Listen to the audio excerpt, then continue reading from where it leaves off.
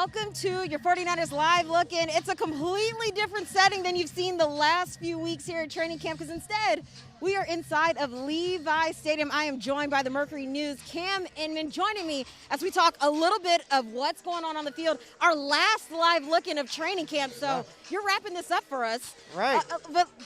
We're at Levi Stadium. Yes.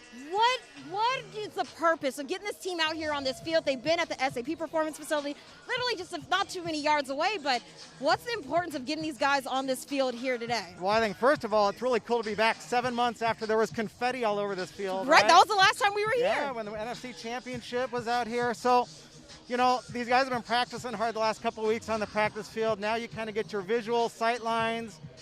You can run, checks with the Surface tablets here. You can check how the headsets are working. And I think it's important just to give a lot of these guys just the feel of being in a stadium again rather than on a practice field. So, we're only about 2 weeks away from the season starting, so they better figure out, how things feel. And it's a good dress rehearsal. As we're looking out at what's going on, you notice in the stands, it's kind of reminiscent of what we might see on game days. Yeah. There's no fans. How do you see that affecting this team on the field? It's a completely different dynamic. These guys have had fans since they were in diapers, basically. And some of these guys, they love to feed off the energy and everything, but at practice there's no fans. Yeah. It's much more of a business-oriented feel of trying to execute.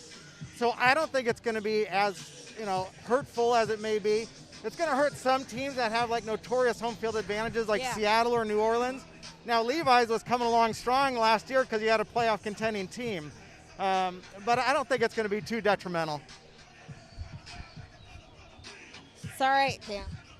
As we're letting you guys take a look at practice, we have a short amount of time, so I'm going to try to hit every position group that we possibly can. But I'm going to ask you, what has been your biggest surprise at camp so far?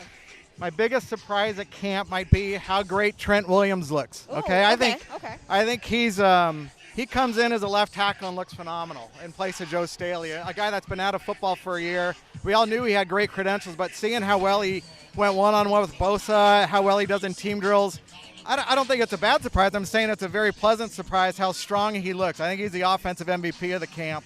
The defensive surprise, the cornerbacks have held up pretty well. Everybody expected them to bring in a draft pick or a free agent, and you have a lot of the same guys that have been here, and they've played pretty well. And I think that's a pleasant surprise also. Cam, I read what you write, and I love your work, and I noticed you did a mailbag not too long ago, and one of the questions was asking about Javon Kinlaw. Yeah. People may not have heard as much about him just yet, but do people have a right to panic? What's the thought process there? I think I got a question from my friend the other day saying, did the 49ers redraft Solomon Thomas and Reggie McGrew as an inside tackle? And I'm like, look, different guys all together. I go, Kinlaw's doing fine, and we're judging this on a pass rush one-on-one drill. That's not his forte right now. He's a big guy that's going to be eating up space, being a physical presence. So we're not going to have a great gauge on him until you're actually in a game. And we're jumping to conclusions a little too much, but I like what I see. He's not going to be like an every down guy right away like DeForest Buckner was. I think he's going to have a lot of help in there with Solomon Thomas and DJ Jones and maybe Contavious Street, Kevin Givens, and Eric Armstead. You have other people where you don't have to make this rookie an instant 3-down back. You brought up his name, DeForest Buckner, now with the Indianapolis Colts. But looking at this defensive line, do you feel like another year together, do they take strides forward? What's your outlook on this position group? I think everybody's curious about the health of D Ford and Nick Bosa, right? Yeah. I think you have to have those two guys healthy in the lineup, and they're both out right now, and I don't think it's anything serious that'll keep them out for week 1. But I do think that if D Ford is healthy, we didn't see much of him healthy last year, but when he's in there, he makes an impact.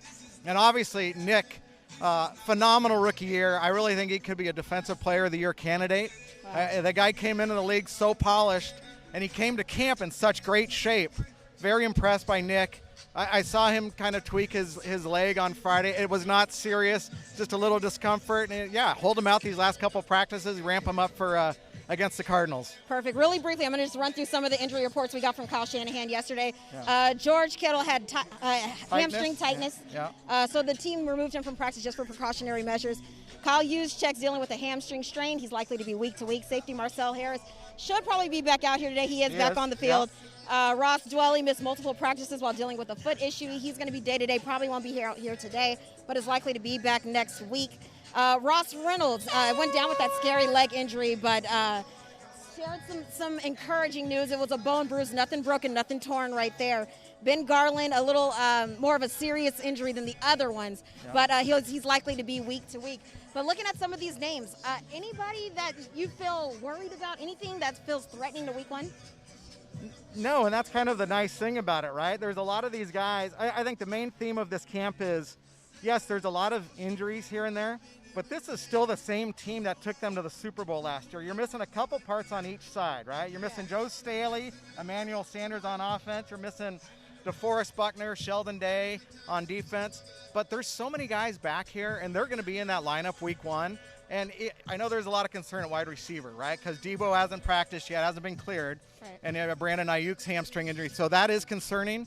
But the 49ers are such a great run-oriented team that if those guys aren't fully healthy for week one, and I think they'll both be in the lineup personally, I do think that they can run the ball on any of these teams and be just as successful as they were last year, even if not more so. Run the ball. You brought my mind directly to the 49ers running backs. In particular, I'm talking about Jerick McKinnon. What have you seen from some of these guys here at training camp so far? All the running backs look healthy and fast. They do. They look really fast. Even Tevin Coleman, who we're not used to seeing break big runs, right? When he's getting into open space, he's doing a little high stepping, which is fun to see, right? He's enjoying himself out there. Mostert looks as great as he did last year, maybe even faster. And then Jerick McKinnon, oh my gosh, right? This is the comeback that everybody's crossing their fingers for. And that is, you talk about the pleasant surprise of camp. I mean, he's been waiting 2 years to show his stuff in a 49er uniform. And right now he looks like he could be a real impact guy that they signed him for 2 years ago. Yeah. I'm really excited to see a guy like Jerick. That would be you brought up Trent Williams. That would be my guy that it's been my biggest surprise. Not that I'm surprised by his talent, but just what he's done so far at training camp. But all right, let's talk about the guys on the opposite side of the field. Let's talk about the linebackers.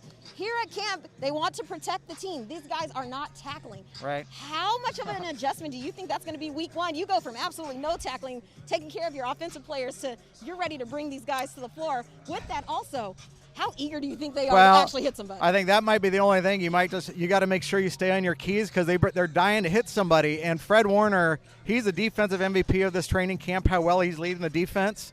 And, I think that he and Quan and Dre Greenlaw, they know how to play with each other so well right now. It is a great linebacker unit.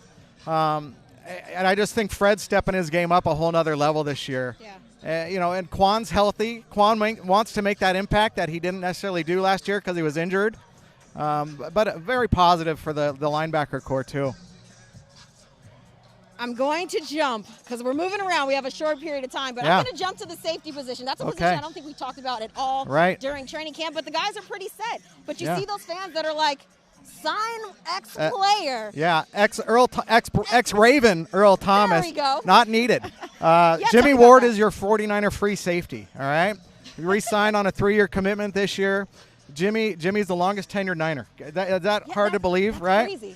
Going into, year 7 or something like that for him. And then Jaquazi Tartt's had a really good training camp. He's dropped a few interceptions, but he's been in that spot for it. And then you have some really good backups there. Tarvarius Moore, I like what I'm seeing out of here. Marcel Harris is back, but you had Jonathan Cyprien, who's really come on in the week he's been with the team. I like him a lot. So you have good safety depth there. You don't need Earl Thomas, and you don't need the distraction. Now, if he would upgrade it, then go for it, but I don't think that's what they feel. All right, now I'm going to jump to cornerbacks. Yeah. We know Richard Sherman. He's in there. He's manning that left side, but who's on the right? Okay, so here's how I painted it is. It's Emmanuel Mosley's job to win. Okay, Emmanuel Mosley's job to win. You have Jason Verrett's job to go after that, and then Akella Witherspoon's trying to win it back. And I think Mosley's done a really good job where he should be staying in the starting lineup. But the fact that Verrett's made it through healthy at this point, very encouraging. Yeah. All right. As we're winding down the final minute, I'm going to throw this on you. I need a prediction. Give me a prediction of this 49ers season. It can be whatever you want. Okay. Give me a good prediction. Anything I want, I'm going to say it's a 6-2 Super Bowl championship season. If they make it a 16 games, awesome, right? I think you just have to be prepared that they may not make it that far. And I do think this is a Super Bowl contending roster, and I think that they can do it. Let's just hope that they make it all through 16 games. Definitely keeping our fingers crossed. 49ers making it through an entire season. I mean, coming off of that year they had last year, this team, I talk about the vibe a lot. I was out here when the team was out here practicing and stretching, and they were hyped to be on this field. Oh, yeah? They were excited. I think we all are. We all are. I mean, Yeah. Cam and I were pretty excited to be out here as well. But winding down these last 10 seconds, we appreciate you guys joining us here. Make sure you guys stay tuned to 49ers.com for everything training camp. We also have Fred Warner on your 49ers Training Camp Rewind airing tomorrow. So I will see you then, and enjoy your week. There it is.